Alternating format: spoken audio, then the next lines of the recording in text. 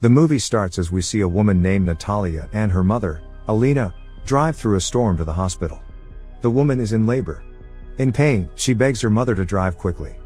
When they reach the hospital, a nurse at the reception informs them that no doctors are available at the moment. So, she herself helps the woman. Natalia finally gives birth, but the baby doesn't cry. In fact, he floats in the air like he is lighter than it. The three are stunned. Natalia grabs the umbilical cord and gently pulls him towards her. Natalia and her mother run away with the newly born, without providing their information to the nurse. Natalia is over the moon to birth such a special child. She assumes that her baby is an angel. At home, Natalia assumes that if he eats something, he will stop flying. Alina asks her who the father is, but it turns out that Natalia doesn't know, because she was a prostitute. Alina then declares that the child will not be allowed to leave his home. She wants to protect the baby from the cruel world outside. The following morning, Alina wakes up to the child sleeping on the ceiling. She carefully brings him down. The two name him Oscar. Just then, 4 friends of Alina arrive at their door to have a look at the newborn. Natalia ties the baby to a crib with a belt and covers him with a blanket. The women do not suspect anything. One of them tries to pick Oscar up, but Alina doesn't let her, saying that the baby is fragile. The women then leave. The two then make the house's ceiling comfortable for the child, so he can sleep freely. Alina tells people that Oscar is allergic to the sun, so he cannot come outside. Cut to a few years later, Oscar has grown up into a beautiful child now. He is still not allowed to go outside the house by his grandmother. His everyday life includes looking at people through the window and watching Batman on TV. Alina also teaches him to read and write at home. One day, Natalia makes him a jacket with weights on its pockets. This makes Oscar able to walk on the ground. Natalia is happy, because now she can send her son to school. However, Alina is against him leaving the house for his own safety. Even when Natalia insists, Alina doesn't budge. One day, Oscar is alone in his house, when he opens the window and tries to get out of it. When Alina and Natalia come back, they are shocked to see the window open. Initially, they thought Oscar had run away from home, but apparently, Oscar's jacket had fallen off him and he was stuck in the ceiling. Not taking any chance further, Alina starts to shut the windows permanently, but Natalia has had enough. She wants her kid to go outside and look at the real world. She fights with her mother, and takes Oscar outside that night. While on their walk, she tells him to keep his power a secret, to keep himself safe from the bad guys.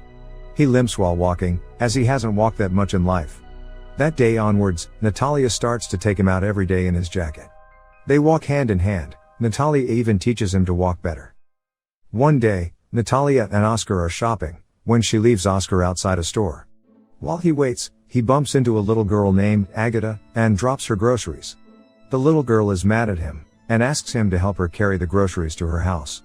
At first, Oscar hesitates, but then he agrees to help her carry bottles. The two walk away from the store. They talk about several different things on their way.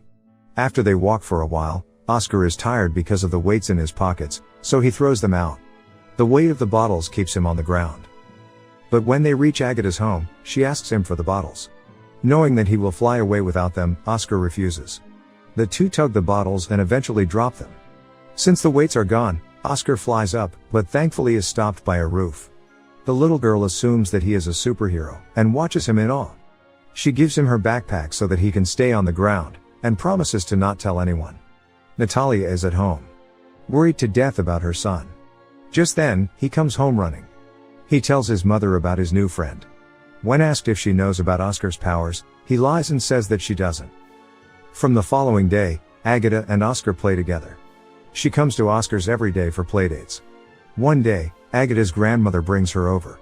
As Natalia and she talk, Natalia realizes that Agata knows about Oscar's abilities, so she doesn't allow Oscar to play with her from the next day. Agata visits Oscar's house every day, but Natalia always makes up an excuse to send her away. One day, Agata brings her grandmother to Oscar's. Natalia dismisses them, saying that Oscar has to do homework, but Agata reveals that Oscar doesn't go to school.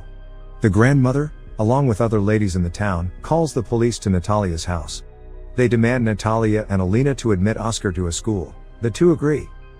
It is now Oscar's first day at school. Natalia takes him in, but realizes that the kids are supposed to keep their backpacks and overcoats outside.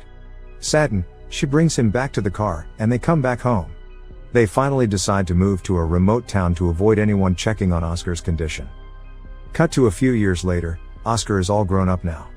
Alina had passed away. The mother and the son have moved to the mountains and live a normal life there. Oscar always has his backpack with him. One day, Oscar sees an advertisement on the TV about a talent show. The announcer urges everyone with a unique talent to audition for the show. He wants to take part in the show to showcase his talent, so he decides to leave the town without telling his mother.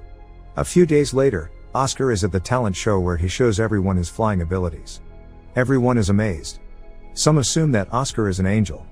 Oscar attracts the attention of a talent scout named David, who offers Oscar to be a celebrity. David tells him that he will be called to TV shows to showcase his talent. Oscar's biggest dream is to have a book written about him, and David promises to make that happen. Without hesitation, Oscar signs a contract with David. Then David gives him the title A Man Without Gravity as his stage name. After signing the contract, David gives him a luxurious house as a gift. He wants his mother to stay in the house as well, but David forbids it. The next day, Oscar starts performing on TV shows and appearing as a model in magazines. As he keeps flourishing, initially, he loves the fun city life, but gradually he starts feeling empty and bored. He starts gaining a lot of fans. To make Oscar even more famous, David deliberately creates false stories about Oscar. He even makes a museum about Oscar, where he displays random items as his belongings to profit off them. Later, Oscar protests about the media spreading false information about him. He doesn't want to live his life like this anymore. He is bored of the celebrity's life, so he asks David to terminate the contract. But just then, David mentions a publisher wanting to meet David to write a book about him. Hearing this, he changes his mind. His dream of getting a book written about him is finally coming to life. He is beyond delighted. However, when he goes to meet the author and the publisher, he gets to know that they are just interested in selling as many books as possible for profit. They want to exaggerate his life story, painting him as extremely poor in his childhood and adding false stories. Hearing this, Oscar refuses to work with the publisher. The following day, David invites Oscar's mother over, because he knows Oscar misses her. She arrives to a party going on at Oscar's home. Natalia has brought motivational quotes Oscar used to collect back home. Natalia is delighted to see her son, but Oscar is visibly sad.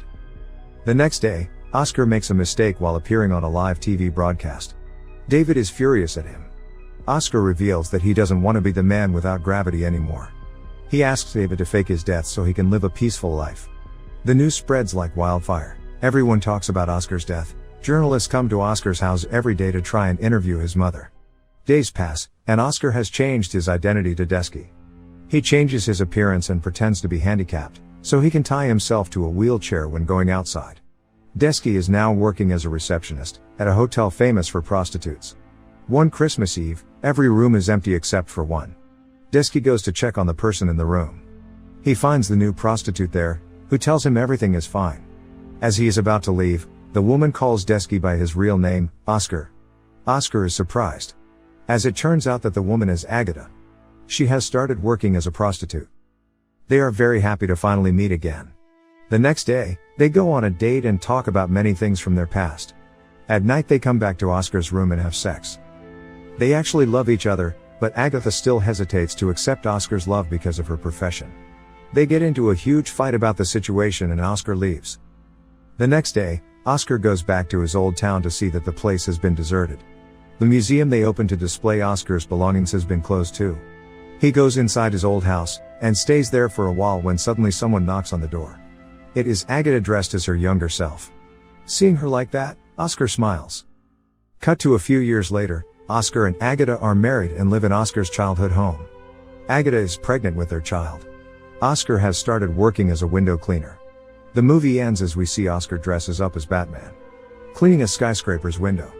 He is living his childhood dream. Subscribe for more videos like this, turn on notifications, and leave a like to help the channel out. Thank you for watching.